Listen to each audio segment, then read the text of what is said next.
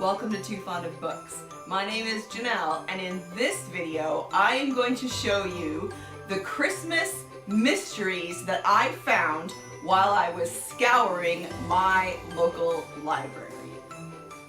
So, I went online to our online catalog, and not just the branch that I normally use, to find out what was out there for Christmas mysteries. For some reason, this year in particular, I have just really been in the mood for holiday mysteries, and holiday mysteries of all sorts. So I went online to my library catalog and I just started searching, and I found quite a lot of holiday mysteries. And what I thought was really interesting was the variety of the type of mystery. Unsurprisingly, the most were cozy mysteries, and I don't think that's going to be a surprise to anybody. But you might be surprised with some of the other mysteries that I found, so let's just dive right into it. First, I found a few Christmas novellas. Now, this is great. I think this is great around the holidays because people get really, really busy. So I love the idea of being able to read a short Christmas mystery. So I've got a few here that I found. This one is called The Christmas Mystery by James Patterson and Richard DiLallo. This is a Detective Luc Moncrief story, and it is set in New York City, and Luc Moncrief is a French detective. So there you go. These are really short, quick novellas. You can read it in a few hours, and I think that's a great option. I also got a couple of the Anne Perry Christmas novellas. I love that she does these. So these are historical mysteries, and some of them are connected to her series and some of them aren't. This one is A Christmas Deliverance, and in this one, a courageous doctor and his apprentice fight to save London's poor and discover that the hearts of men can be colder than a winter chill in this gripping holiday mystery from Anne Perry. And then I also found A Christmas Return. I just got a couple of these. There's a lot out in this series. This one is about Charlotte Pitt's grandmother, Maria Ellison, and she's investigating a cold case, a murder that had happened years and years ago, and I always quite enjoy those as well. Now, moving from the novellas into another category, although the first two would still be considered short reads, novellas, I found a few that were related to this year's Cloak and Dagger Christmas theme, the 12 Days of Christmas, and I found this one, The 12 Deaths of Christmas by Marion Babson, and this is a really short, this one is really short. It's probably not considered a novella. It's 180 pages, but it's still a nice quick read. And this one is from 1979, if I'm remembering that correctly. Yes. And it is set in London, and there is a series of random killings, and yeah, so I love that's connected to our theme. Another one connected to our theme is a short story collection called 12 Days of Winter by Stuart MacBride. I really enjoy Stuart MacBride. He's a Scottish writer, and he's got a couple of series, and I like them all. On the first day of Christmas, my true love gave to me 12 days, 12 stories. So there you go. You could read some short stories, and I love that they're connected to our theme. Okay, and then the last one connected to our theme, but it is not a novella anymore. This is a full-length one, and this is called Dying for Christmas by Tammy Cohen. This is a psychological thriller, so it's a very different category to what I've shown you so far, but it is connected to the 12 Days of Christmas. One December afternoon, while Christmas shopping, Jessica Gould meets the charming Dominic Lacey and impulsively agrees to go home with him for a drink. What follows is 12 days of Christmas from hell as Lacey holds Jessica captive, forcing her to wear his missing wife's gowns and eat lavish holiday meals. Each day he gifts her with one item from his twisted past, his dead sister's favorite toy, disturbing family photos, a box of teeth, etc. So if you like to go a little darker and you want a holiday psychological thriller, this could be a good option for you. Okay, then I found some vintage mysteries. So these are kind of from the golden age of mysteries, so 20s, 30s, 40s, some of them maybe 50s and 60s, and that's why I call it vintage, because that's not technically golden age, but that's what we're doing. So first of all, we're going even further back with Hugh Conway's Dark Days. He is a Victorian writer, and so this was originally published in 1884. In the eyes of the law, murder is murder. When Dr. North discovers that his beloved Philippa, surely the most beautiful murderess who ever crossed the pages of fiction, has killed her abusive husband, he must decide whether to turn her in or take the law into his own hands. There are dark days ahead as he wrestles with his conscience. Can a crime ever be justified? And is Philippa the villain or the victim? Now, you can't tell from the cover or from the description that that's set at Christmas, but you certainly can tell from the cover. Combining the thrills of the penny dreadful with the melodrama of the sensation novel, Hugh Conway wrote some of the most successful Christmas crime stories ever published. Dark Days followed his enthralling Called Back as a Christmas annual, published just before his untimely death, ended a writing career of only 4 years, robbing the world of one of the most popular detective writers since Wilkie Collins. Now, I read Called Back and really enjoyed it, so this is one that I'm going to be keeping to read for myself. This one also includes a story called Much Darker Days by Scottish writer, critic, and satirist Andrew Lang, a hilarious retelling of the story which sold almost as well as the original. So that's very fun. I found Another Little Christmas Murder by Lorna Nichol Morgan. This was originally published in 1947. It's a fast-moving tale of mystery and suspense, perfect for a cold winter's night. When Dilys Hughes finds herself snowbound in the middle of a bleak and lonely stretch of Yorkshire, she has no option but to accept help from passing motorist Inigo Brown, who is on his way to visit his uncle. Arriving at his uncle's remote country house, Wintry Wold, the couple encounters a less than warm welcome from Inigo's new young aunt, Teresa.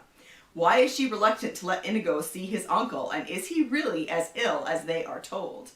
As the snowstorm brings more stranded strangers to their door, Dilys starts to realize that all is not as it seems in Wintry Wold. When the morning brings news of the death of Inigo's uncle, Dilys sets out to investigate. Was it a natural death or a murder? This one also sounds right up my alley, and I will be keeping this to read for myself. We have Death Comes at Christmas by Gladys Mitchell. This was originally published in 1936 and originally published as Dead Men's Morris. It is December and Mrs. Bradley has left London behind for a relaxing visit to the Oxfordshire countryside. So Mrs. Bradley is the series amateur detective that Gladys Mitchell wrote about. Then, on Christmas Eve, a local solicitor is found dead by a river. Everyone believes that he suffered a heart attack, but Mrs. Bradley is suspicious and is soon investigating a series of disturbing clues. I love the covers on these vintage ones. Okay, then we have Mystery in White by J. Jefferson Farjeon, a Christmas crime story. Look at that train, obviously snowbound. The horror on the train, great though it may turn out to be, will not compare with the horror that exists here in this house. So this is from the British Library Crime Classics series. This was originally published in 1937. On Christmas Eve, heavy snowfall brings a train to a halt near the village of Hemmersby. Several passengers take shelter in a deserted country house where the fire has been lit and the table laid for tea, but no one is at home. Trapped together for Christmas, the passengers are seeking to unravel the secrets of the empty house when a murderer strikes in their midst. That also sounds very good. And then there's an Ellery Queen. This is the Egyptian cross mystery. This is a new edition put out by Otto Penzler.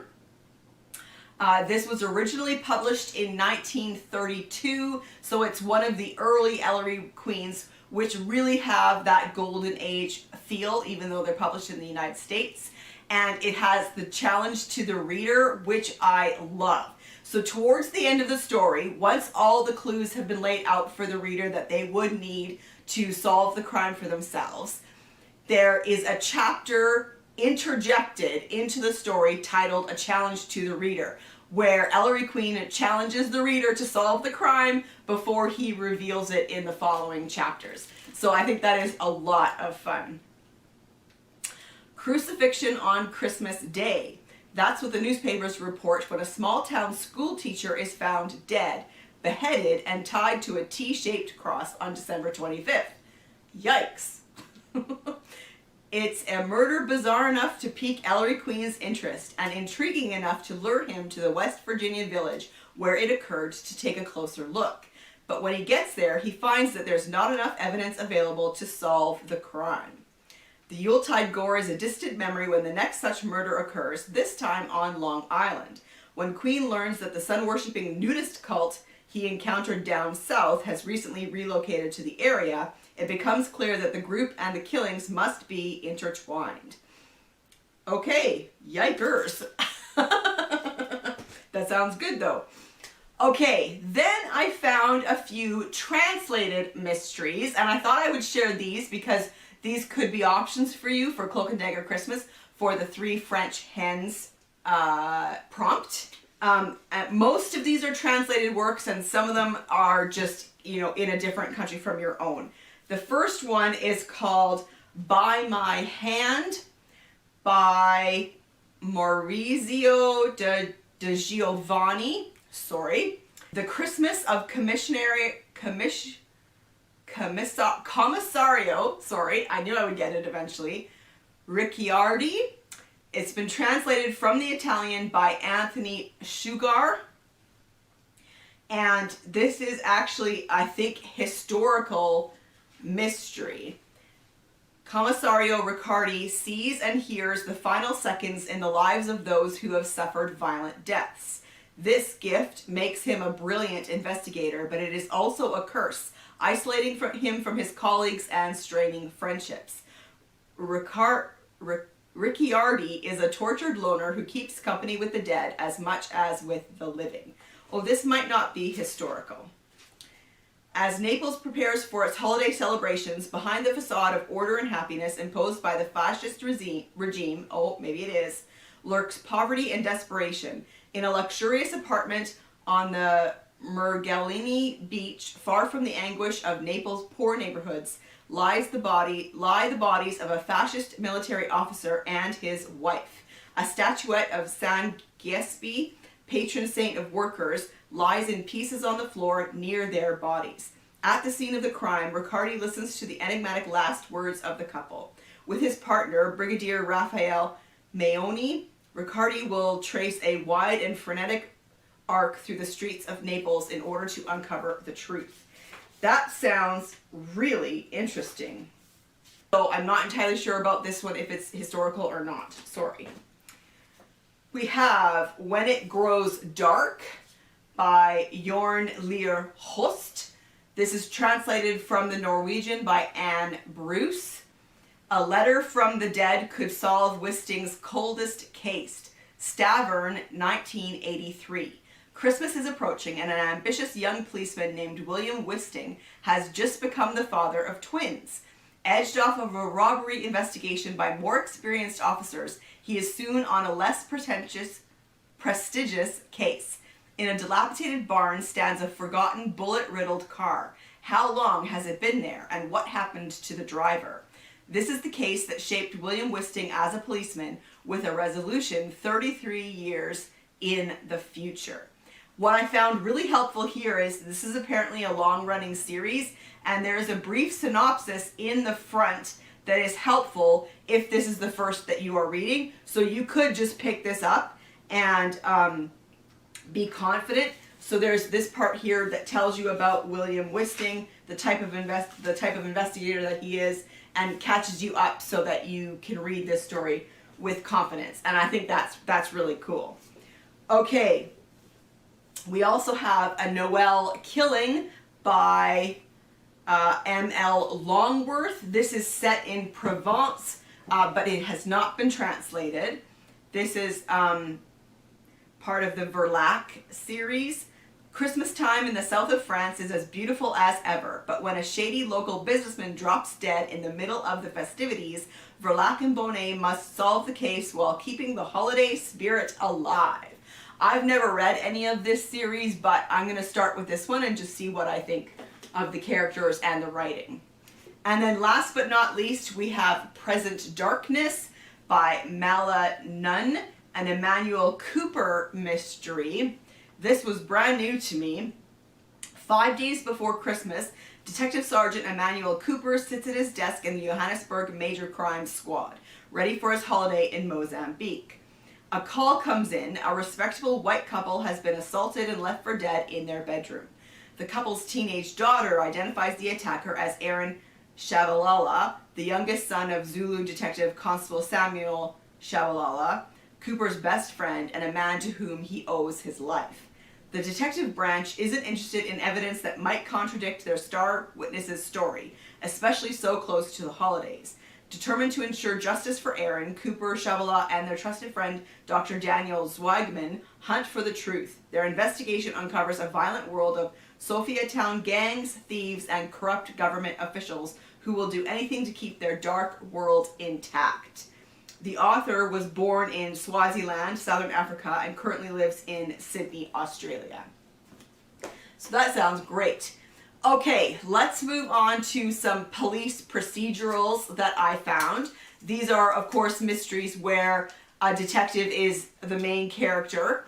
And I've got a good variety here. So I have The Snow White Christmas Cookies by David Handler. This is a Burger and Mitri mystery. The newest adventure featuring the mismatched romantic crime-fighting duo of New York City film critic Mitch Berger and Connecticut State resident trooper Desiree Mitri presents Des with her first taste of Christmas in the historic New England village of Dorset. And what a taste it is! 3 blizzards have blanketed the village in 40 inches of snow. Bryce Peck, Mitch's blue-blooded neighbor out on Big Sister Island, has just been found dead of a drug overdose. Young Kylie Champlain has slammed her car head-on into an office building after she's caught trying to shoplift a pair of Ugg boots. And a Grinch has taken to stealing the mail from Hank Merrill's postal route, which happens to be the main route through the historic district. Stealing the U.S. mail is a serious federal crime, but Des soon discovers that she's onto something much bigger, a black market prescription drug gang with ties to organized crime. And now a 4th blizzard is on its way, and so is another murder. And somehow the man in her life has managed to land himself smack dab in the middle of the whole mess. Okay, The Darkest Evening by Anne Cleeves. This is one of her Vera, from her Vera series.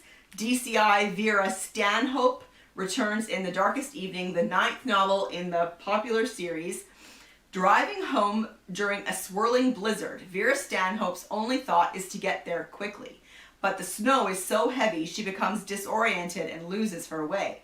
Plowing on, she sees a car slewed off the road ahead of her. With the driver's door open, Vera assumes the driver has sought shelter, but when she inspects the car, she is shocked to find a young toddler strapped in the back seat. Afraid they will freeze, Vera takes the child and drives on, arriving at Brockburn, a rundown stately home she immediately recognizes as the house her father, Hector, grew up in. Inside Brockburn, a party is in full swing with music and laughter to herald the coming Christmas. but outside in the snow, a young woman lies dead, and Vera knows immediately she has a new case. Could this woman be the child's mother? And if so, what happened to her? A classic country house mystery with a contemporary twist. That sounds really good too. What the Fly Saw by Frankie Y. Bailey. This is Albany, New York, January 2020. So this is a holiday, but it's more like New Year's. The morning after a blizzard that shut down the city, funeral director Kevin Novak is found dead in the basement of his funeral home. An arrow sticking out of his chest came from his own hunting bow. A loving husband and father and an active member of a local megachurch, Novak has no known enemies. His family and friends say he was depressed because his best friend died suddenly of a heart attack, and Novak blamed himself. But what does his guilt have to do with his death? Maybe nothing, maybe a lot. The minister of the megachurch and the psychiatrist who provides counseling to the church members, do either of them know more than they are saying? The combination of Detective Hannah McCabe and her partner Mike Baxter sorting through lies and evasions to solve the riddle of Novak's death, unanswered questions from another high-profile case, and McCabe's own suspicions make for a dynamic crime novel. I've never heard of that author, so yeah. Then we have Scene of Crime by Jill McGowan. This is part of the Lloyd and Hill series. It's 3 days before Christmas, and the Malworth Amateur Dramatic Society's rehearsal of Cinderella is scripted by local GP Carl Bignell is struggling. As the flu bug hits, even Detective Chief Inspector Lloyd and the pregnant Judy Hill are co-opted to take roles. But as the rehearsal is getting underway in the Riverside Theater, the police are answering a call to a suspected break-in at Windermere Terrace. What they find as they step through the open French window are all the usual signs of burglary, and the body of Estelle Bignell, Carl's wife. No Way Out by Kara Hunter. This is part of the D.I. Adam Foley series.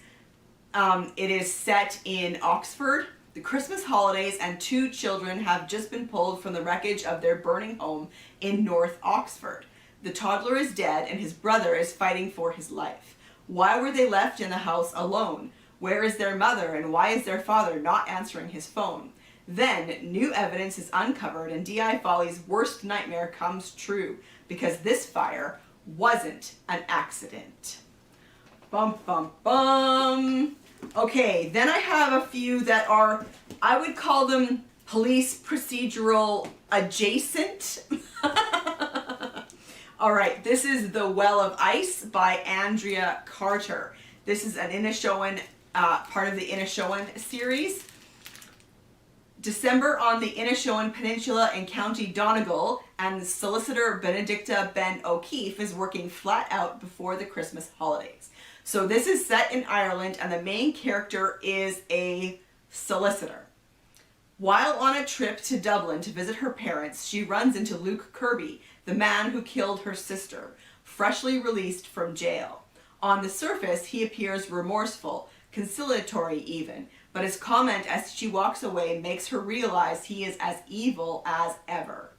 Back in Glendara, she finds chaos. The Oak pub has burned down, and Carol Kearney, the Oak's barmaid, has gone missing. And then, while walking the dog up Schnecht, Ben and her partner, Sergeant Tom Malloy, make a gruesome discovery. A body lying face down in the snow. Another brutal attack in the small town, and Ben plunges into full discovery mode. This is a great series I've been enjoying, and so I will definitely be reading that. Death by Autopsy by Jane Bennett Munro. This is a part of a series about a pathologist, Tony Day. So you can see why these are police procedural adjacent. We've got a solicitor and now we've got a pathologist. She is faced with a situation most pathologists only joke about. Beulah Pritchard comes back to life on her autopsy table. Beulah was a co-worker of Tony's at Cascade Perrine Regional Medical Center, where she was known as a merciless gossip, happiest to attack female doctors with slander and lies. Beulah drove her car off a snow-covered road with her husband's dead body in the trunk. Although Beulah survived her injuries and hypothermia, she died, only to come alive on Tony's table and die again. Beulah's estranged sister threatens to sue both Tony and the hospital for wrongful death, but it's soon apparent both Beulah and her husband were murdered. So, yeah, crazy, right? And then we have The Burning by M.R. Hall. This is part of the series about coroner Jenny Cooper. This is another really good series, and I don't hear this talked about very much. A dense, bitterly cold fog has settled over the Wye Valley when Bristol coroner Jenny Cooper is called to the scene of a dreadful tragedy. In the village of Blackstone Leigh, a house has burned to the ground with 3 members of a family inside. Though evidence of foul play is quickly uncovered, it isn't long before the police investigation is drawn to a close. It seems certain that the fire was started by one of the victims, Ed Morgan, in a fit of jealous rage. But his infant son is still missing, and Ed had left a message for his surviving wife, Kelly Hart, telling her she would never find the child. As Jenny prepares the inquest, she finds herself troubled by the official version of events. What could have provoked Ed's murderous rampage? How might the other guarded inhabitants of the village have been involved? And what could the connection be with the mysterious abduction of a little girl 10 years ago? Yeah. And then this one is, I guess it's more amateur sleuth, but it didn't feel cozy, so I'm putting it kind of on its own. This is Playing with Fire by Gerald Elias. This is a Daniel Jacobus mystery, and I've never read anything from this series either. This has a very interesting premise. Blind violinist Daniel Jacobus is living in self-imposed exile and enjoying a peaceful Christmas Eve when he receives an anxious phone call from obscure violin maker Amadio Borlotti, urgently requesting a meeting. In their festivity, Daniel Jacobus and his dear friends Nathaniel and Yumi make light of it and dismiss Barlotti's request. But when Barlotti goes missing after a fire in his shop, it's up to Jacobus and his team to investigate the disappearance. Where are the violins which should have been in his shop, and how did Barlotti vanish without a trace? That sounds really interesting. Okay, next up is some historical mysteries that I found. You know, if you've watched any of my videos, that I love historical mysteries. So I was excited to find these Christmas-themed historical mysteries. First up is Lord James Harrington and the Christmas Mystery by Lynn Florquist. Sorry. This is the large print version. That's all I could find that our library had. It's Christmas, and James and Beth are preparing for Harrington's festive dinner and dance. This year, famous diva Olivia Dupree is singing.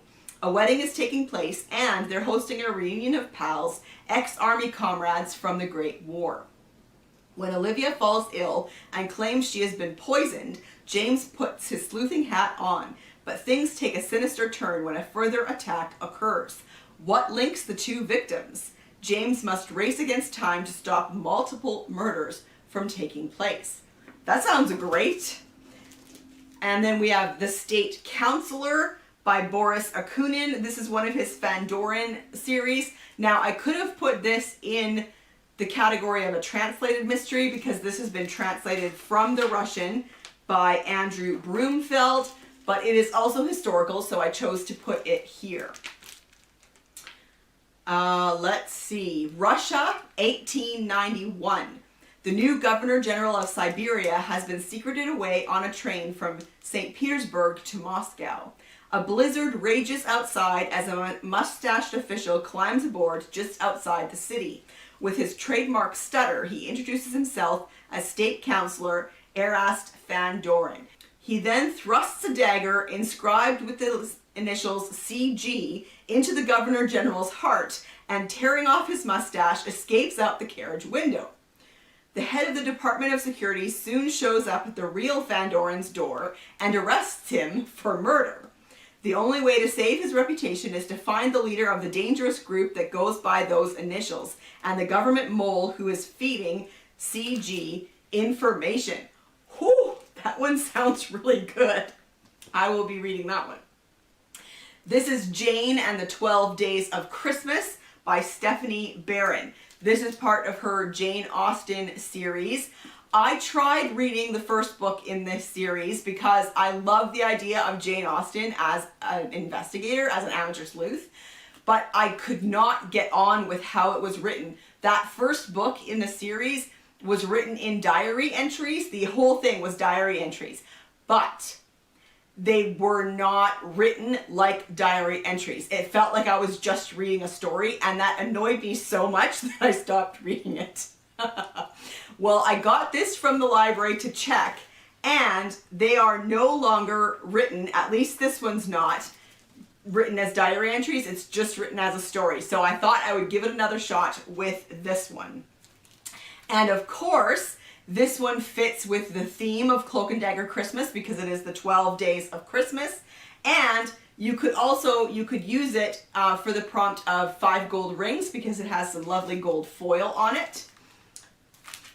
Christmas Eve, 1814. Jane Austen has been invited to spend the holiday with family and friends at the Vine, the gorgeous ancestral home of the wealthy and politically prominent Chute family. As the year fades and friends begin to gather beneath the mistletoe for the 12 Days of Christmas festivities, Jane and her circle are in a celebratory mood. Mansfield Park is selling nicely. Napoleon has been banished to Elba. British forces have seized Washington, D.C., and on Christmas Eve, John Quincy Adams signs the Treaty of Ghent, which will end a war nobody in England really wanted. Jane, however, discovers holiday cheer is fleeting. One of the Yuletide revelers dies in a tragic accident, which Jane immediately views with suspicion. If the accident was in fact murder, the killer is one of Jane's fellow snowbound guests. With clues scattered amidst cleverly crafted charades, dark secrets coming to light during parlor games, and old friendships returning to haunt the Christmas parties, whom can Jane trust to help her discover the truth and stop the killer from striking again? That sounds really good. So I am going to give that series another shot with that book. We also have The Secrets of Winter by Nicola Upson. This is part of her Josephine Tay series. Josephine Tay was a real Golden Age author who wrote only a few books, less than 10, I think. And so this is a historical mystery series where she is the detective, which is really fun. A snowy Christmas gathering on the island off the Cornish coast goes murderously wrong in this festive Golden Age mystery. December 1938. Storm clouds hover once again over Europe. Josephine Tay and Archie Penrose gather with friends for a Cornish Christmas, but 2 strange and brutal deaths on St. Michael's Mount and the unexpected arrival of a world-famous film star in need of sanctuary interrupt the festivities. Cut off by the sea and a relentless blizzard, the hunt for a murderer begins. Ooh, that also sounds really good. That is totally my kind of wintry mystery. Okay, going back much further in time, this is The Christmas Wassail by Kate Sedley. This is part of her Roger the Chapman mystery series. This is set at Christmas 1483. Roger the Chapman is looking forward to 12 days of peace and celebration with his wife and children in Bristol. So again, connected to the theme for Cloak and Dagger Christmas. The family is particularly excited by the arrival of a troupe of mummers who will perform their plays in the outer ward of the castle throughout the festival. But the gruesome murders of 2 of the town's most prominent and venerable citizens, both veterans of the French wars, scupper Roger's hopes as he gradually is drawn into the hunt for the killer. And then we have Sherlock Holmes and the 12 Thefts of Christmas by Tim Major. Another one connected to our theme. I love how many I found that are connected to our Cloak and Dagger theme this year. And this one could be read for 5 gold rings because look at that gorgeous cover with the gold foil. That is beautiful. Sherlock Holmes' discovery of a mysterious musical score initiates a devious Christmas challenge set by Irene Adler, with clues that are all variations on the theme of theft without theft. Doesn't that sound good? Okay, and then one more, we have Watchers of the Dead by Simon Beaufort. This is an Alec Lonsdale Victorian mystery. Okay. All Londoners will see what the Watchers are capable of on Christmas Eve, December 1882. Attending the opening of the new Natural History Museum, the Pall Mall Gazette reporter Alec Lonsdale and his colleague Hulda Fredericks are shocked to discover a body in the basement, hacked to death. Suspicion immediately falls on a trio of cannibals brought over from the Congo as part of a museum exhibit, who have disappeared without trace. Can you believe that was done? That people were brought from other countries of the world to be an exhibit? Like, that's awful. Okay, Lonsdale, however, has his doubts, especially when he discovers that 3 other influential London men have been similarly murdered. When he and Hulda discover a letter in the victim's home warning of a catastrophic event planned for Christmas Eve, the pair find themselves in a race against time to discover who exactly the Watchers are and what it is they intend to do. Okay, and then last but not least, the largest pile is my cozy mysteries, also categorized as amateur sleuths, because most often cozy mysteries are amateur sleuths. And so I don't think it's anyone's surprise that this is the largest category that I found. I found Murder in Season by Jessica Fletcher and John Land. This is part of the Murder, She Wrote series. Christmas has come to Cabot Cove, but a peaceful holiday season is not in the cards after Jessica Fletcher is pulled into a centuries-old mystery. Ooh. This sounds great. So she's preparing for her nephew Grady and his family to come to town, and then the discovery of 2 sets of bones on her property, one ancient and one only about a year old. Oh, that sounds good. Now, I think there's more, but I didn't put them together, so we'll see if we can get to them. We have A Merry Little Murder by Mary Welk. This is a Roads to Murder mystery. This is also a large print edition. That's all I could find. It's a holiday nightmare when an artificial Christmas tree explodes in the psychiatric unit of St. Anne's Hospital. On-duty nurse Carolyn Rhodes is thankful to be alive, but 7 others are dead and she wants answers. Was this simply a random attack of violence, or was it targeted? And what kind of skeletons were hiding in her patients' closets? That also sounds really good. The Hour of Death by Jane Willen. This is a Sister Agatha and Father Selwyn series. Yes. As Yuletide settles upon Gwenaffey Abbey, a rural Welsh convent's peace is shattered when Tiffany Reese, president of the Village Art Society, is found dead on the floor of the parish hall. Sister Agatha, whose interests lie more with reading and writing mystery stories than with making the Abbey's world-renowned organic Gouda, is not shy about inserting herself into the case. With the not entirely eager assistance of Father Selwyn, she begins her investigation. That just sounds great. I've never read anything from this series, but that sounds really good. Okay, we have Bitter Poison by Margaret Mayhew. This is a village mystery. Frog End, that most quintessential of English villages, is preparing for its annual Christmas pantomime. This year, it's Hans Christian Andersen's dark fairy tale, The Snow Queen. Local busybody Marjorie Cuthbertson is on the hunt for her leading lady, and who better to play the icy queen than beautiful new resident, ex-model Joan Dryden. Mystery is about to engulf the village, however, when a cast member collapses and dies at a Christmas party at the manor, having consumed a rogue mince pie. Was the death an accident or a malicious murder masked as an allergic reaction? The colonel is about to be dragged into the role of reluctant village sleuth again. A Body in a Bookshop by Helen Cox. It's nearly Christmas in York, but it seems the season of goodwill hasn't touched everyone. When DS Charlotte Banks is suspended from the police on suspicion of assaulting a suspect in the burglary of a local bookshop, librarian Kit Harley and her friend Evie Bowes refuse to believe she is guilty. But why is Charlotte being framed? When Charlotte's boss, D.I. Malcolm Halloran, unable to help, Evie decides to take matters into her own hands. Kit takes little persuading to get involved too. After all, as well as Charlotte's career to save, there are missing books to be found. Doesn't that sound great? It's set in a bookshop. That's so fantastic. Christmas is Murder by C.S. Challoner. This is part of the Rex, I think it's Rex Graves series. Yes. Christmas is murder when you are stranded with a killer.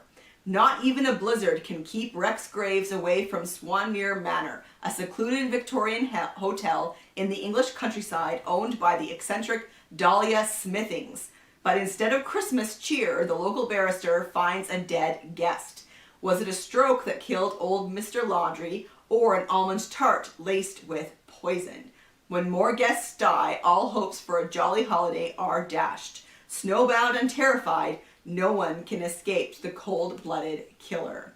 This one, I guess, could have been with those other ones that were police procedural adjacent. An All-Consuming Fire by Donna Fletcher Crow. This is part of the Monastery Murders series.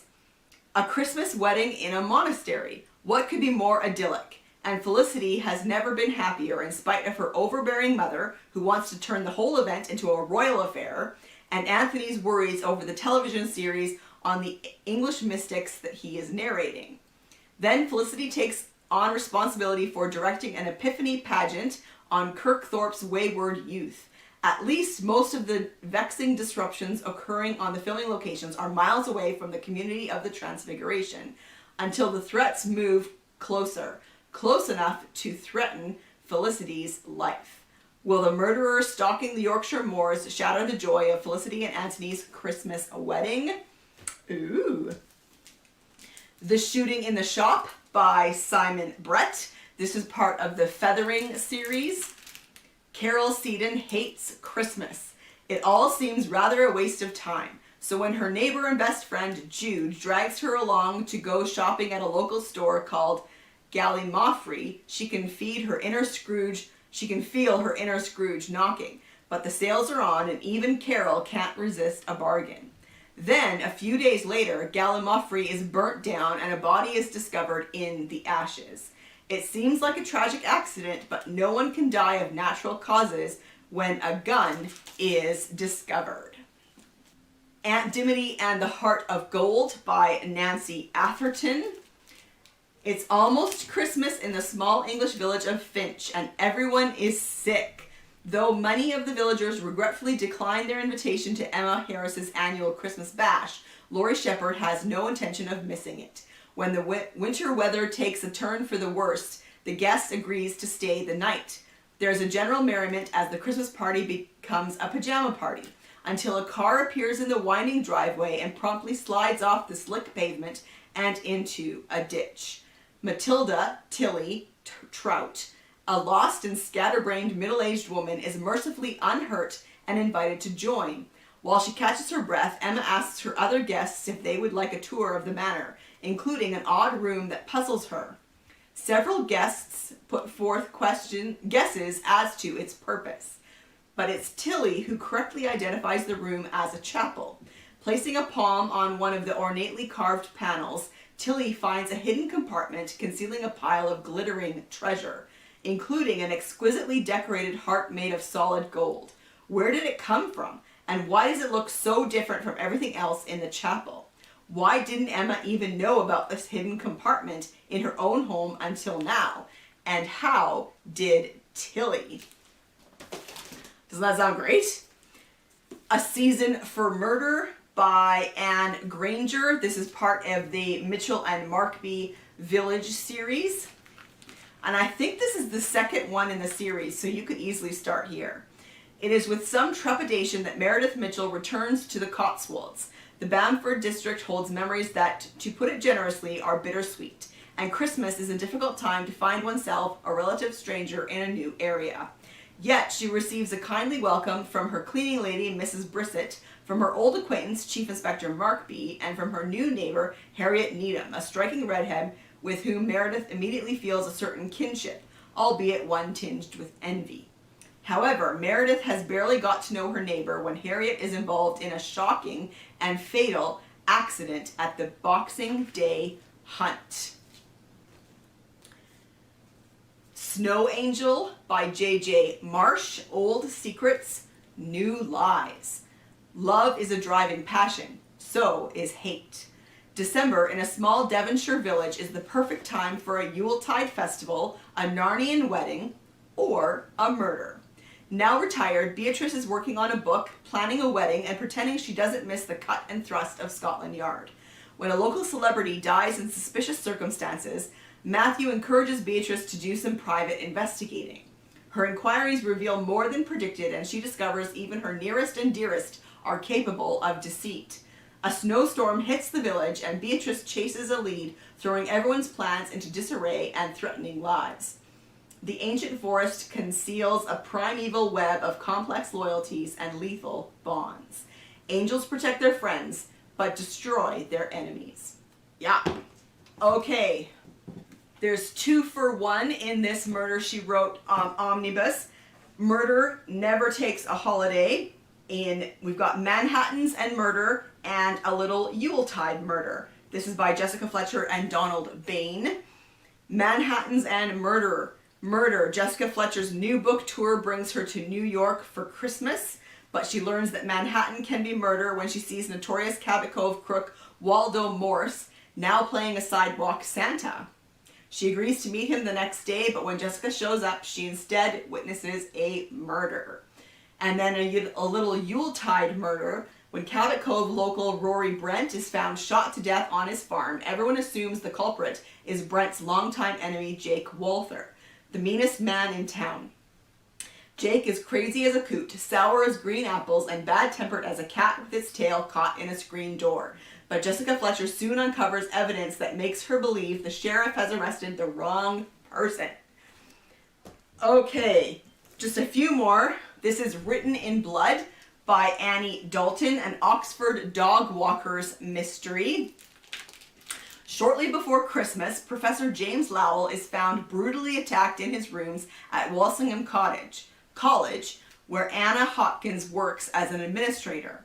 Baffled as to why anyone would wish to harm such a gentle, scholarly man, Anna discovers that Lowell had a connection with her fellow dog walker, Isadora Salzman, who knew him as an undergraduate in the 1960s, a co-member of the so-called Oxford Six. It turns out that Isadora has been keeping a surprising secret all these years, but someone else knows about Isadora's secret, someone who has sent her a threatening, frightening letter. The Winter Mystery by Faith Martin.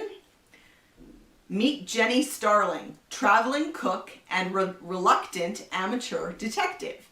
Jenny Starling is spending Christmas in a snowed-in country house cooking all the traditional foods she loves. But the family she's working for are not full of the seasonal spirit. In fact, they seem to hate each other. On Christmas Eve, someone is found dead on the kitchen table, and the head of the family is blaming Jenny. But with an incompetent detective called in and seemingly no motive for the murder, Jenny will have to give the police a hand. And then last but not least, we have Tidings of Death at Honeychurch Hall by Hannah Dennison. It's deadly in the countryside.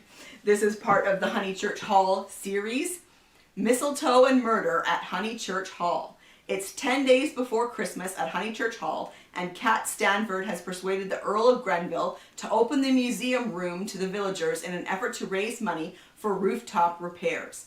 For the price of a ticket, visitors will be able to view an unusual display of antiques, including the legendary Bleeding Heart of Honeychurch Hall. when an obnoxious young couple drives 300 miles from London to view the treasures. It's not just Cat who is suspicious of their intentions.